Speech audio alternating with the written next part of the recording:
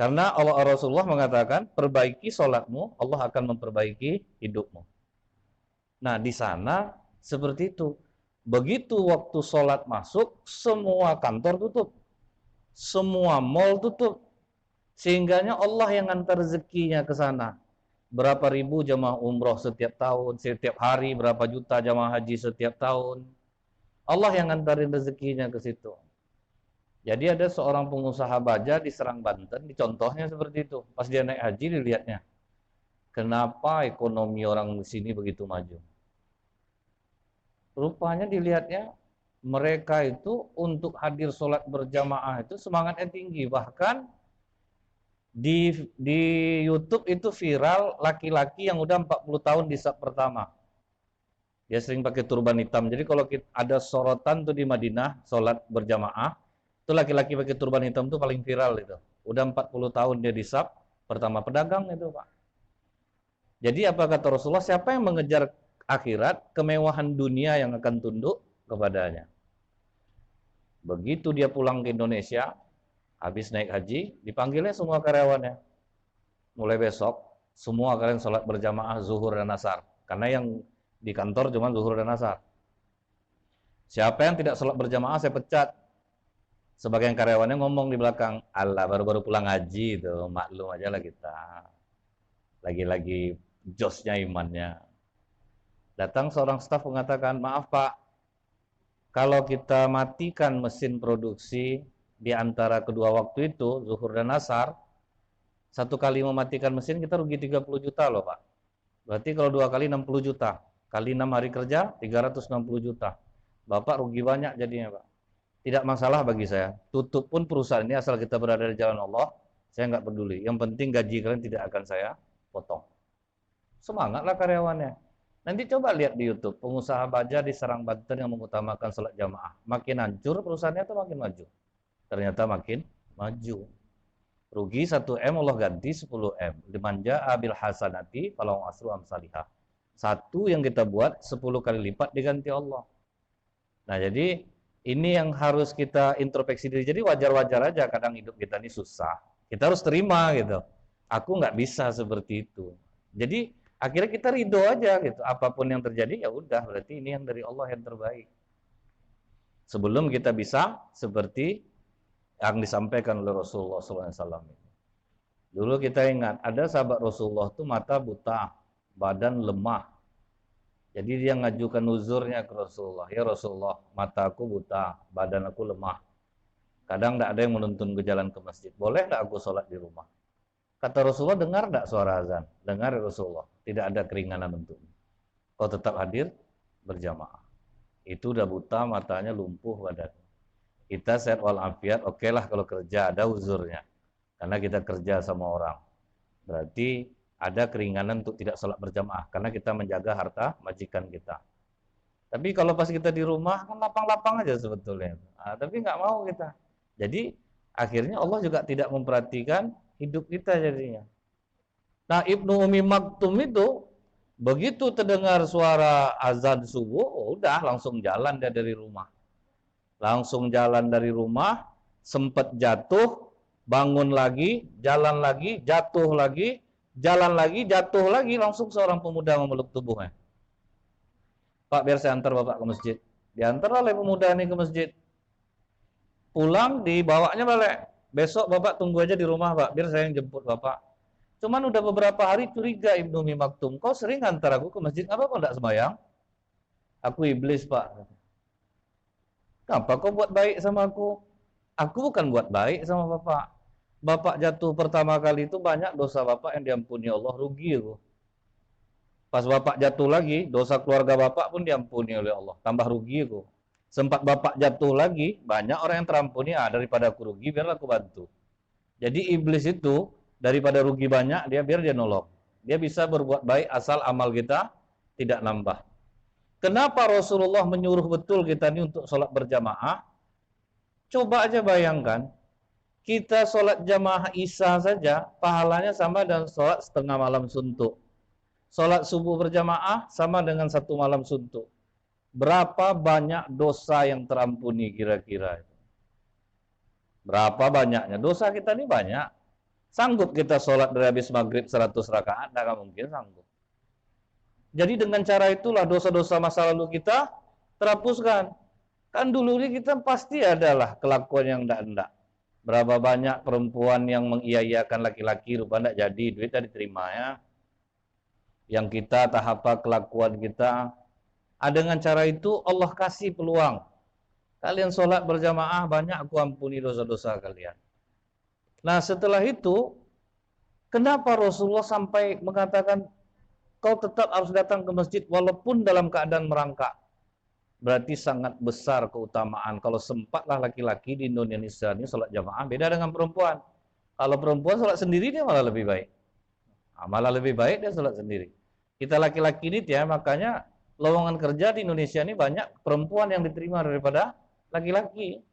Karena laki-lakinya banyak laki-laki solehah, sholatnya sendiri di rumah.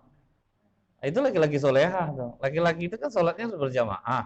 Dia sholat di rumah, berarti kan laki-laki solehah. Makanya hidup kita nih selalu di bawah orang. Bulan ini kita dipuji, bulan besok kita dimaki. Tidak capek, teriak, tidak maki. Waktu kita, itulah kalau mencari hidup di dunia ini semua serba sementara. Bulan ini terpampang foto kita, the best apa gitu kan. Bulan depan kena maki. Tidak capek target. Percuma briefing-briefing tiap hari kita ngandalkan kecerdasan kita. Tidak akan bisa. Bukan kerja kita yang memberikan kita rezeki. Wafis sama iris kukum, kata Allah. Dari langit rezeki kalian aku turunkan. Kita cari di bumi apa, tidak letih kita dibuatnya. Buat aja apa yang diinginkan Allah, semuanya sesuai kok. Kerja jujur, tidak boleh melawan, kan itu yang diajarkan Islam. Tidak boleh melawan, tidak boleh tidak ramah. Bahkan senyummu kepada saudaramu adalah sedekah. Senyum kita aja udah sedekah kita. Ramah, tamah, semua kan itu udah diajarkan dalam Islam. Nah jadi di sini nih letaknya kita bisa introspeksi diri. Kenapa kita ini kerja kita tuh monoton jadinya? Disebabkan kita mungkin selama ini sholat kita, ibadah kita belum seperti apa yang diinginkan oleh Rasulullah SAW dan apa yang diajarkan oleh Rasulullah SAW. Jadi saya ingat nih, yang menjadi muazin di Masjid Istana Riyadh sekarang itu namanya Ammar Mustafa, orang Sudan kulit hitam. Berangkat dari Sudan ke Riyadh itu hanya modal visa karena pemerintah Arab Saudi membebaskan paspor untuk seluruh Arab. Kerjalah dia di hotel dengan gaji minim. Dia tidak pernah ngeluh. Cuman jangankan untuk ngirim anak istrinya di Sudan, untuk makan dia aja susah. Susah dia waktu itu. Tetapi satu amalan yang tidak berubah dari diri Ammar Mustafa ini. Azan dan sholat di masjid tidak jauh dari Istana Riyadh itu. Jadi walaupun susah dia, kalau kita biasa kalau udah rajin sholat, tidak berubah rezeki, percuma aku sembahyang, tidak juga berubah hidup aku. Sholat ini bukan untuk kaya. Kerjakan aja lah apa yang disuruh Allah itu. Sudah itu baik-baik aja hidup kita nih, jangan sampai mikir miring. Jangan dianggap, oh kalau sholat tuh kita bisa kaya, hidup kita tuh enak aja, mulus aja. Enggak. Terserah kepadamu ya Allah, mau kau apakan aja aku asal kau ridho, aku ridho ya Allah. Mau kau apakan saja aku terserah engkau ya Allah. Engkau yang maha kuasa. Itu seharusnya yang ada dalam diri kita. Ini didengar kata kawan, bawa duha 12 rakaat, 24 rakaat lah aku sholat dah. Tidak juga maju hidup aku nih. Ammar Mustafa 5 tahun sholat jamaah, azan di masjid, pengurus masjid aja tidak pernah ngacukan dia. Kita aja kalau udah rajin sholat di satu masjid tidak dapat aja kupon daging agak lain kita rasanya. Cuma jamaah situ ya, pengurus cuek, kupon daging tidak terkasih kita. Tapi Ammar Mustafa ini sedikit pun tidak ngeluh, tidak ada buat status. Kalau kita apa aja kita buat status. Buat aja sedikit, ya Allah kuatkanlah hambamu ini. Komen orang tuh, apakah? Udah mulai panjang. Di Facebook kita ngeluh. Jadi ini kesalahan orang-orang sholat di Indonesia, rata-rata seperti ini. Rajin sholat, ngeluhnya kuat. Berarti dia bukan orang yang bertakwa. Orang yang bertakwa nggak mau ngeluh. Sama kita mengadu Allah tibanya tuh. Tidak terima kita dengan takdir Allah. Itu kita adu Allah. Kita anggap Allah tidak ada kuasanya sama sekali. Ya samalah dengan itu. Misal seperti pandemi ini. Oh kena kita semua, susah kita, banyak orang lebih susah daripada kita lagi. Ustadz-ustadz aja tidak pernah sejarahnya tutup ceramah, pandemi ini tutup semuanya. Cuman ketika kita syukuri keadaan ini, kita katakan bahwa ya Allah, inilah berkah terindah darimu ya Allah. Kami para mubalik bisa introspeksi diri. Selama ini kami ceramah untuk amplop atau apa. Disinilah ya Allah, terima kasih atas teguranmu ini ya Allah. Ampuni dosa-dosa kami. Ketika kita mensyukuri keadaan buruk, rupanya ada Zoom meeting, ada Google Meet, ceramah juga jadinya. Jadi ternyata ketika kita menerima keadaan itu, Allah kasih banyak jalan. Bumi Allah ini luas kok. Bumi Allah ini luas. Ketika kita lemah, udah hajar aja ngadu ke Allah. Jangan ke orang kita ngadu. Kalau sama orang ini, masalah kita nambah jadinya. Di depan kita dia simpati. Payah hidup aku sekarang. Beras saja aku udah ngutang dah. Dia kasihan abang ya bang ya. Sedih betul hidup abang. Di depan kita, di belakang mati lah kau tuh lah sok juga lah selama ini. Beli juga lah handphone, kredit juga lah udah tuh. Kena sekarang. Di belakang kita beda dia. Lebih baik ngadu ke Allah lagi. Rahasia terjaga, jalan keluar dikasih.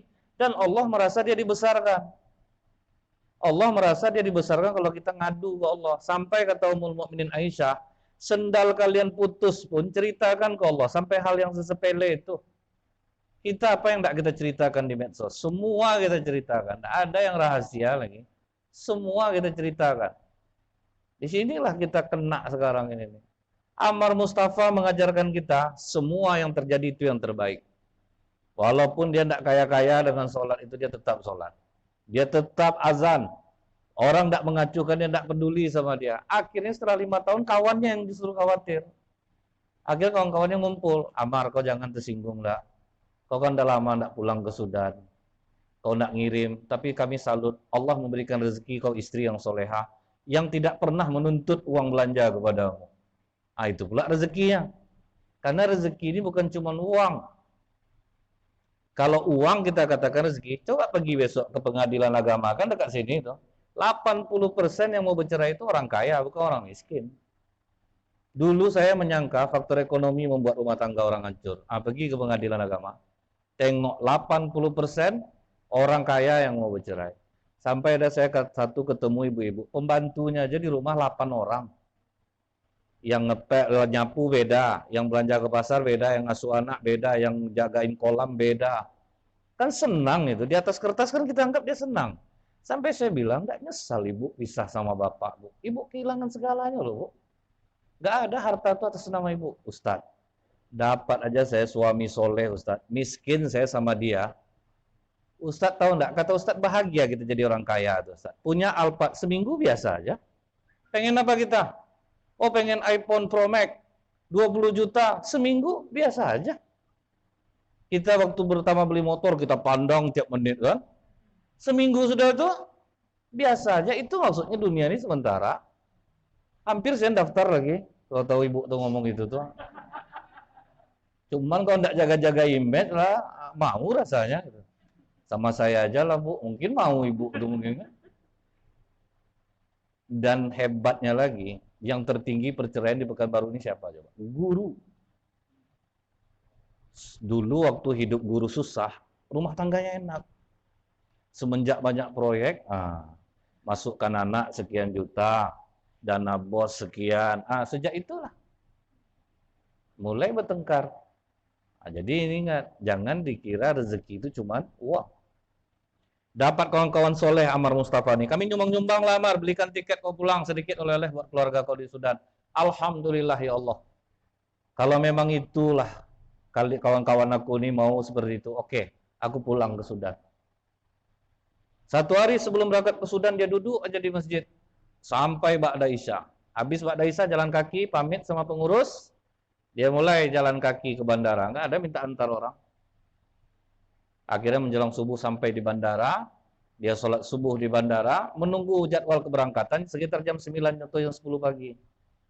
Sedang duduk nunggu, dengar suara speaker. Ammar Mustafa harap ke meja informasi karena pangeran ingin bertemu. Jadi pangeran yang di Riyadh, anak raja, mau ketemu. Kaget Ammar, apa kesalahan aku nih? Sampai dia di meja informasi, rupa ada pria tegap-tegap 2 orang. Langsung dibawanya ke ruangan VVIP. Masuk ruangan VVIP, apa kata pangeran ini? Kau mau pulang ke Sudan? Iya Tuan. Sudah berapa lama di Riyadh? 5 tahun Tuan. Berapa gaji yang terbesar yang pernah diterima? 1.400 real. Waktu itu real 3.700. Enggak seberapa. Subuh tadi aku kehilangan suara kok. 5 tahun terakhirnya aku sering mendengar suara muazan di masjid itu. Tapi subuh tadi aku tidak mendengarnya. Habis aku sholat subuh di masjid istana, aku langsung ke masjid itu. Aku tanya mana yang biasa azan. Rupanya kata mereka kau mau pulang ke Sudan, sudah ke bandara. Kami kebut ke bandara, alhamdulillah ketemu kau. Sekarang gini, aku kasih kau duit 84.000 real, itu hampir 200 juta. Kau pulang ke Sudan selama 3 bulan. Habis itu nanti aku kirim tiket, bawa istri anak kau, bawa kembali ke Riyadh, kau jadi muazin di Masjid Istana. Tidak ada yang disia-siakan Allah kita nih, selama kita sabar berada di jalan Allah. Sahabat Rasulullah aja yang rajin sholat berjamaah seperti Abu Dujana, hidupnya susah. Jadi pengertian miskin dalam Islam ini orang yang selalu merasa kekurangan. Itu yang miskin. Saya bertamu ke rumah ibu-ibu. Rumahnya tidak tanggung besar ya. Pas masuk rumah itu sempat saya berhayal, kalau sempat saya punya rumah ini macam film India saya sama istri saya. Sembunyi balik tembok tuh, keluar tembok sana. Udah terbayang tuh. Karena saya jujur, kita nih suami ini banyak topeng di luar. Di luar ramah sama orang, sama istri enggak. Nah, saya ingin kita itu jangan seperti itu. Di rumah aja istri bercanda, itu bagian dari ibadah. Di luar, di hotel kita orang, Mbak, makasih Kak. Itu seharusnya kita bawa pulang. Ini sampai rumah macam raja semuanya kan. Udah capek di hotel. Udah capek abang menggini-ginikan orang. Udah dek, kan adek abang gitu kan. Tidak boleh. Tuh. Sama kalau misalnya nih, yang petugas restoran, 12 orang betul-betul diperhatiin. Wah, dicium masih ada bau sabun atau enggak. Melayaninya sepenuh hati. Suami gelas umbing kadang dikasih. Tidak ada diperhatikannya gelas macam itu betul di rumah. Jadi kadang kita itu selalu memberikan topeng di luar. Jadi sama keluarga itu ya bercanda lah. Jangan sampai terlalu kaku, konyol pun jangan gitu. Tapi ingat Rasulullah aja yang sesibuk itu ngurus umat, masih sempat pacu lari sama Ummul Mukminin Aisyah, berapa romantisnya itu. Masih sempat pacu lari, nanti Pak yang udah beristri bawa lah istri pacu lari. Mana tahu bisa mengembalikan tuh balik kan keharmonisan itu.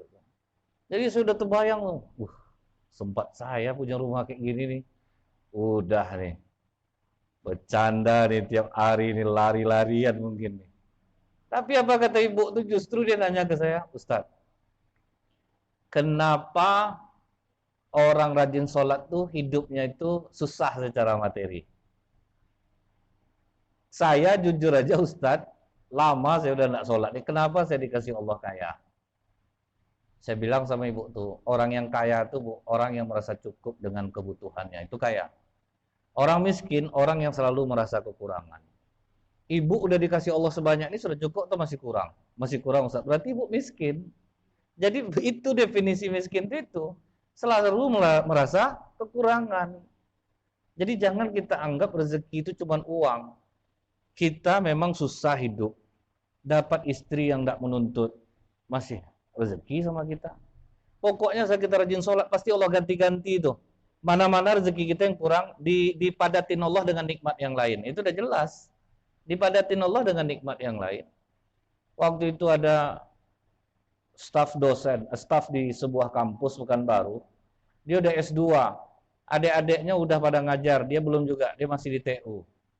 Dia bilang sama saya, apa amalan yang Ustadz bilang udah saya kerjakan semuanya Ustadz. Melaparkan perut, Senin Kamis saya puasa. Kata Ustadz perbanyak solawat, saya banyakin solawat. Sholat duha, sholat berjamaah. Tapi kenapa kok saya belum naik juga jadi dosen? Jadi saya bilang sama dia, kamu berarti ingin memaksakan takdir Allah. Tapi saya tidak tahan Ustaz, istri saya sering, sepertinya mencibir saya, percuma aja S2. Itu ujian. Belum separah istri Nabi Nuh kan, istri Nabi Nuh parah lagi. Habis suami ceramah, dia lah ceramah, sudah itu lagi. Jangan kalian dengarkan suami aku tuh, dia gila tuh. Kalau memang betul dia duluan lagi ikut daripada kalian. Makanya Nabi Nuh itu 950 tahun umurnya. 480 diangkat menjadi rasul. Lebih kurang 520 tahun dia ceramah, 70 orang cuman pengikutnya. Lawannya siapa? Istrinya sendiri, anaknya sendiri. Jadi udahlah, sabar-sabar aja lah dulu. Itu anggaplah ujian, pembayar dosa-dosa kita di masa lalu. Siapa kita ini yang tidak berdosa? Kita ini apa kadang tidak terhabis amalan-amalan kita ini. Sudah sholat subuh berjamaah, habis itu nanti bergunjing, habis dia semua dikasih tanda ini oleh malaikat, nah nanti bergunjing, kak, sini kak, kenapa? Tahu dah kakak. Ah udah habis, coret balik sama malaikat. Habis kena bergunjing, iri hati, hasad dengki. Yang terjadi kalau kita kerja bareng-bareng itu, tengok kawan sepatu agak baru sedikit, gaji sama, dari mana dia dapat coba? Didiskusikan tuh, lama diskusi itu panjang tuh. Orang yang berezeki, dia yang tidak tidur malam dibuatnya. Kan habis kita tuh dibuatnya. Susah kita mempertahankan amalan kita tuh sulit. Makanya kata Rasulullah, orang iri hati, hasad dengki, sama pahala itu terbakar seperti api yang memakan kayu. Jadi sering habis kita nih. Sering tekor malahan mungkin. Nah ini yang harus kita rubah nih. Nah kemudian kalau kita ingat lagi bagaimana seorang yang rajin sholat berjamaah tukang becak, berapa hidupnya susah. Di Bandung ini kejadiannya. Pokoknya 15 menit sebelum azan dia udah nongkrong di masjid. Nggak ngambil lagi penumpang. Sampai akhirnya hari itu dia kena uji. Orderan sedang kurang, jalanan macet. Jadi ibu nih, kalau dia teruskan jalan pakai mobil mewah dia nggak akan bisa sampai ke tujuan. Karena dia nampak becak ini, disuruhnya sopirnya pulang ke hotel, dia naik becak itu sama pembantunya, mengantarin ke mall. Kenapa nggak pakai mobil aja, Bu? Aja, saya lihat ibu dari mobil, macet jalan. Rupanya belum sampai ke mall, waktu zuhur masuk, nggak peduli dia, dimasukkannya ke masjid. Mang, mau kemana? Saya mau sholat dulu Bu, becaknya gratis Ibu, nggak usah bayar. Mallnya nggak jauh lagi Bu dari sini. Ah, bayangin demi sholat jamaah, rela dia gratis kan becaknya. Temenung Ibu tuh langsung. Ya udahlah Mang, saya tunggu aja. Selesai dia sholat, diantarnya ke mall itu, kemudian kata ibu ini, Mang tunggu di sini ya. Oke Bu, cuma kalau nggak ada saya di sini berarti saya lagi sholat ya Bu ya. Nunggu lagi Bu. Antarin dulu saya ke hotel, Mang. Saya mau jamak. Kira dia jamak sholat nih di hotel. Setelah itu apa kata ibu nih? Boleh nggak saya ke rumahnya? Rumah saya jauh Bu. Udah nggak apa-apa, saya pengen ke rumah aja. Lupa tengok rumah kecil pula, anak 3 orang. Semiskin ini hidupnya, rela dia menggratiskan becaknya demi sholat berjamaah. Akhirnya ditinggalin ibu, itulah duit 1 juta ke istrinya. Minggu depan, tunggu lagi saya di hotel itu. Nah minggu depan dia nunggu di hotel itu, kena usir sama security. Dia ngaku dia janjian sama tamu. Mana ada tamu hotel bintang 5 janjian sama tukang becak. Salah, diusir ya. Ibu tuh udah nunggu-nunggu, mana lah becaknya nih. Lupa nampak di tengah panas dia sedang tidur. Dipanggil ibu tuh dia. Taruh becak belakang hotel, dia naik ke mobil ibu itu, ibu tuh minta KTP dia. Buat apa Bu? Udah, sini KTP-nya. Rupa dibawanya ke bank, didaftarkannya haji. Kaget. Kenapa kok seajaib ini betul? Langsung dia, ibu ini bilang, begitu saya pulang ke Jakarta, saya ceritain ke suami saya mengenai kejadian ini. Suami saya langsung nangis.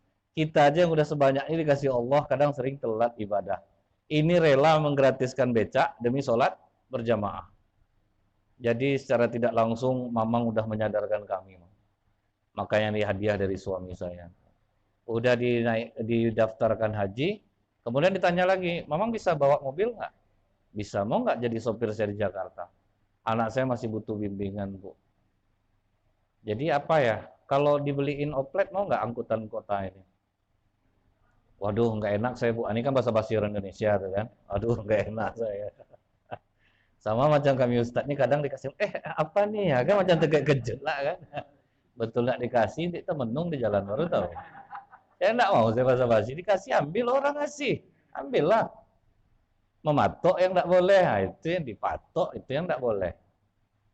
Nah, jadi begitu dia dibelikan angkutan umum, langsung nanti ibu tuh, mamang tunggu dulu ya, karena ini diurus dulu lainnya. Jadi di sini kita mengambil kesimpulan tuh apa, bahwa kita itu nggak bisa hidup tuh tanpa Allah. Kalau kita mau enak hidup ini, kerja kita ikut aja prinsip orang yang bertakwa. Kepada siapa kita bekerja, kita harus loyal sama dia.